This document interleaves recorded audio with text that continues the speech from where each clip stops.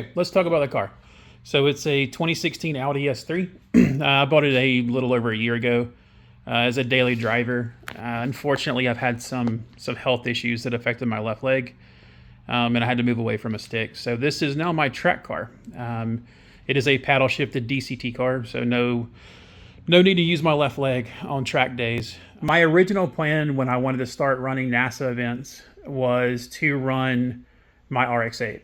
So I had a 2006 Mazda RX-8 that I had every part of a K-swap purchased, ready to go in, and I started having very severe migraines. So I can talk about my migraines in the future if you're interested. But basically that car, my RX-8 had to go. I can't drive a stick for extended periods of time without being in a lot of pain. But yeah, so this seems to be the best platform moving forward. So let's go through the mods.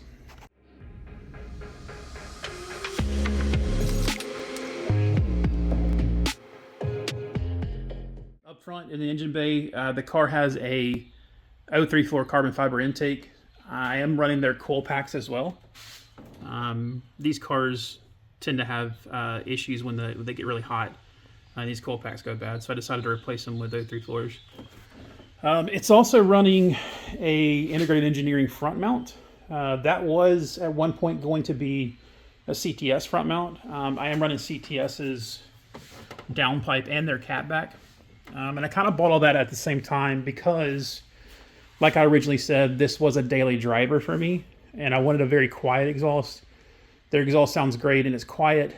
The fitment on their products is just subpar. I followed all their directions for the front mount, trimmed everything they wanted me to, even trimmed past that point, and still had fitment issues on their front mount. So returned it to ECS, who's always been great at taking returns, and swapped it for a integrated engineering one, and it fit perfect. We could talk about the issues I've had with CTS's products in the future. Their fitment is just not there, so I don't want to just harp on it. But if there's any interest, I can do a review on the exhaust and the downpipe. It does sound great, but the fitment of their products is definitely off.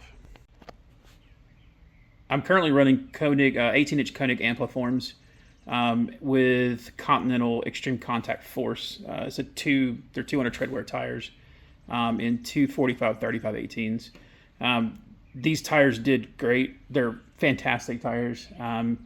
Ran them we had multiple wet and dry sessions at CMP last time, and they did absolutely outstanding. So this is the weakest part of this car that I found at the track day, was the front brakes. So it does come with a single piston sliding caliber, which is just not enough for the track. Tons of problems with heat dissipation. I was running slotted and crossroad rotors from Power Stop, which, like I said, when I purchased them, this was always supposed to be a daily driver. So I never planned on putting those rotors on the track, but they clogged and cracked and they just did not hold up. So I do have an upgrade for these. It will be in the next video. So let me show you a sneak peek on that real quick. All right, one of the good things about running MQB cars is that parts from other MQB cars fit this one. So this is the front caliber off of a Porsche Macan. It is a 4-piston fixed caliber compared to the single piston sliding ones that are on here. I have one of these for each side, obviously. New rotors and brake lines. So my next video will be me swapping the factory ones for this. They should clear my wheels fine. And this should be a significant upgrade over the factory ones. So hopefully this will stop some of the heat issues I was having on track. I meant to include this with the brakes, but I am running 034 springs. Just the spring stock dampeners. Nothing fancy going on with the suspension. One issue I ran into while on the track was at the end of the back straightaway at CMP, there's a left hairpin, and this car would go into limp mode because of oil starvation. So fortunately for me, I hit a big piece of wood and put a massive hole in my stock oil pan.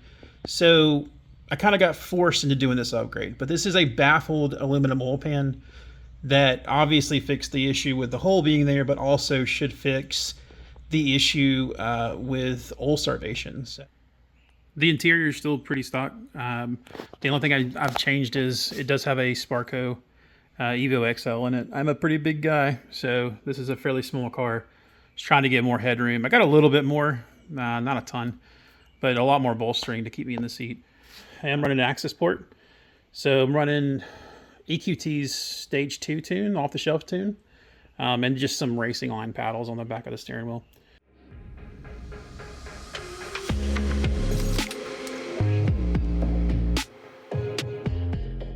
So it is a very neutral car. It doesn't understeer, doesn't oversteer. You pretty much point it in a direction, and that's where it's going to go. Tons of power, tons of grip. It probably could be a bit lighter, and we'll work on that in the future. And obviously, those brakes need to go, but we have a plan for that. So I appreciate you sticking around. I do think this is the perfect platform for me right now. And I'm hoping to go to a race at Road Atlanta next month. If that does not work out, the next race will be in August, I believe, at Roebling Road. So yeah, stick around, subscribe if you want to see more. I will have more videos very soon.